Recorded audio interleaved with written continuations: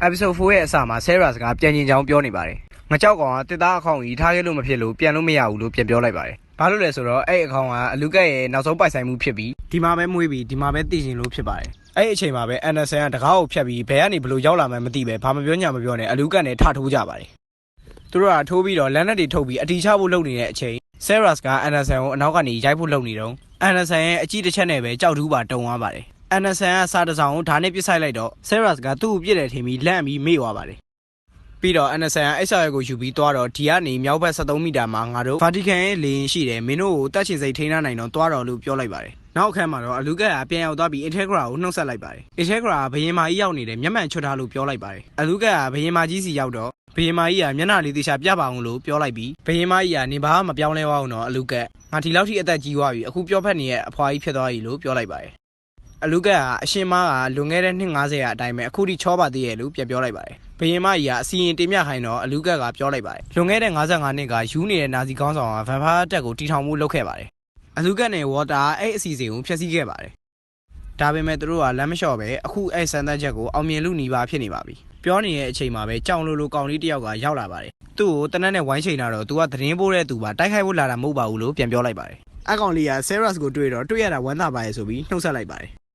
ပြီးတော့အကောင်လေးကသူ့အမိန့်ပေးတဲ့လူကပြောရရှိလို့နားထောင်ကြည့်ပေးပါလို့ပြောလိုက်ပါတယ်နာဇီကောင်းဆောင်နဲ့ Integra စကားစပြောတော့ Integra ဘာလို့ရှင်လို့လဲလို့မေးလိုက်ပါတယ်နာဇီကောင်းဆောင်ကငါတို့ကရှင်းရှင်းပြောရရင်ဘာမှမလိုချင်ဘူးဆိုပြီးသူတို့ရဲ့ဖုတ်ကောင်ကို Integra အရှိမလူတက်ပြခိုင်းလိုက်ပါတယ် Iscariot အကောင်ကဆောက်ယူကောင်လို့ပြောလိုက်တော့နာဇီကောင်းဆောင်ကငါယူသွမှုကိုမင်းတို့ဖျားကိုတက်တည်ပြနေတာဆိုပြီးပြောလိုက်ပါတယ်ငါတို့ကလူဘယ်နှယောက်တက်ခဲ့ပြီးပြီလို့ထင်လဲအခုမှလာပြီးယူနေရတဲ့ငါ့ကိုတားကြည့်တာမန်လူတွေစိတ်မကောင်းပေမဲ့ငါရဲ့ရန်သူကမင်းတို့မဟုတ်ဘူးငါရဲ့ရန်သူကဟက်ဆင်းမဲ့လို့ပြောလိုက်ပါတယ်အဲ့စကားကိုကြားတော့အလူကက်ကဟာပပတ်ရည်နေပြီးကောင်းလိုက်တဲ့စစ်ကြင်ညာမှုပဲလို့ပြောလိုက်ပါတယ် Integra အလူကက်ကိုသတင်းပေးတဲ့ကောင်ကိုတက်ပစ်ခိုင်းလိုက်ပါတယ်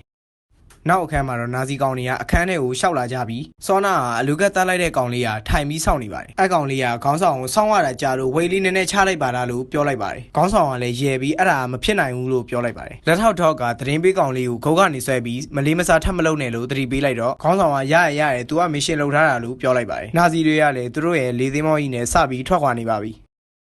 Helsing ဘက်မှာတော့ Walter နဲ့အလူကက်က Sarah ရဲ့အကြောင်းကိုပြောနေပြီး Walter က Sarah သွေးရောတောက်ပါမလားဆိုပြီးပြောလိုက်တော့အလူကက်က Sarah သွေးတောက်လိုက်မယ်တေးကြရဲလို့ပြောလိုက်ပါတယ်တခြားဘက်မှာတော့ Sarah ကတယောက်တည်းညစာစားနေတော့စားလို့မဝင်ပဲချောင်းနေဆိုးနေတဲ့အချိန်မှာ Integra ကမင်းကလူမဟုတ်တော့ဘူးသွေးစောပုတ်ကောင်ပဲလို့ပြောပြီး Integra ကသူ့လက်သူဓာတ်နဲ့မှုန်းလိုက်ပါတယ်ပိုးမဝင်ချင်လို့လက်ကသွေးတွေတောက်ပေးလို့ပြောလိုက်တော့ Sarah ကညင်းပါတယ် Integra ကအဲ့ဒါငါအမိတ်ပဲလို့ပြောလိုက်တော့မှတောက်လိုက်ပြီးSarah ကဗီဇာနည်းနည်းပြလာပါတယ် Integra ပြောလိုက်ပါတယ်မိမမျိုးစစ်ရဲ့သွေးရတာဘလို့နေလဲလို့မေးလိုက်ရင်ပဲလေရင်တစည်းတွေ့ထားတယ်နာဇီတွေဆိုတော့တေးကြတယ်ဆိုပြီးလက်နက်ပြင်ဟန်းလိုက်ပါတယ်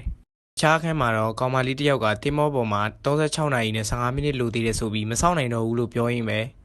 Integra တို့ဘက်ကိုရောက်သွားပြီး Integra လူတယောက်နဲ့အစည်းအဝေးလုပ်နေပါအဲ့ဒီလူက300ကီလိုမီတာဝေးတဲ့ Atlantic သမုဒ္ဒရာမှာနာဇီကမိန်းကလေးတယောက်နားနေရဆိုပြီးသတင်းပေးပါတယ်ပြီးတော့အဲ့ဒီလူကသူတို့ရဲ့ helicopter 2စီးကိုလွှတ်ပြီးတွားဆုံဆိုင်ခိုင်းတာတယ်လို့ပြောလိုက်တော့ Integra ကအဲ့မိန်ကိုအခုဖြတ်သိမ်းပြီးပြန်လာခိုင်းလိုက်တော့လို့ပြောနေတဲ့အချိန်မှာပဲအဲ့ helicopter 2စီးလုံးကတာမန်တနက်ပစ်ချက်နဲ့ပျက်စီးသွားပါတယ်ပြီးတော့ Integra သူ့ဘာသာဆောင်ရွက်လိုက်မယ်ဆိုပြီးထွက်သွားပါတယ် Walter နဲ့ Integra အလူကက်ကိုအဲ့ဒီတင်မောစီဘယ်လိုရောက်အောင်ပို့ပေးရမလဲဆိုပြီးစဉ်းစားနေတဲ့အချိန်မှာပဲအလူကက်ရောက်လာပြီးအကြံကိုပြလိုက်ပါတယ်နောက်အခန်းမှာတော့ Helsing က Jet Fighter 3စီးကအဲ့တင်မောကိုအမြောက်နဲ့လှမ်းပစ်တော့အမြောက်ကတင်မောစီမရောက်ခင်မှာပဲတင်မောပေါ်ကလူကရိုးရိုးတနက်နဲ့ပြန်ပစ်လိုက်တာအမြောက်က Jet Fighter ကိုပါပျက်စီးသွားပါတယ်တင်မောပေါ်ကနေလှမ်းပစ်လိုက်တဲ့လူကစောနာကတင်မောပေါ်မှာထိုင်ဆောင်နေတဲ့မိန်းကလေးပဲဖြစ်ပါတယ်သူကတချင်းဆိုနေရင်ပဲရုပ်တရက်ကြီးတစ်ခုခုကိုခန်းစားမိလိုက်ပြီးသူလာနေပြီလို့ပြောလိုက်ပြီးလန့်နေပါတယ်တင်မောတဲ့ကတပ်သားတွေရဲ့ရေဒါမှာလေရင်တစည်းကအမိ8000ဝန်းကနေအရန်လင့်မြန်တဲ့အရှိန်နဲ့လာနေပါတယ်လာနေတဲ့လူကတော့အလူကက်ပဲဖြစ်ပါတယ်အလူကက်ကသူ့ရဲ့လေရင်နဲ့တင်မောကိုဝင်တိုက်ပစ်လိုက်ပြီးအထက်ကတပ်သားတွေကိုကိစ္စတုံးပစ်လိုက်ပါတယ်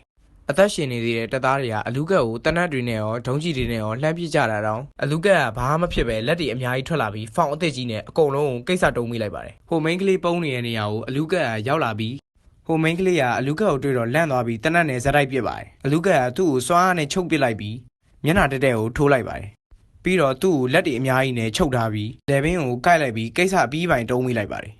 ်အလူကက်ကအကျယ်ကြီးရီပြီးအောင်ပွဲခံနေတာကိုနာဇီတွေကထိုင်ကြည့်နေပြီးခေါင်းဆောင်ကပျော်နေရလားအလူကက်ဆိုပြီးကဘာစစ်လုပ်ပြီးတကဘာလုံးကိုစစ်တိုက်ပစ်မယ်လို့ပြောရင်ပဲ episode 4ကဒီမှာပဲပြီးသွားပါတယ်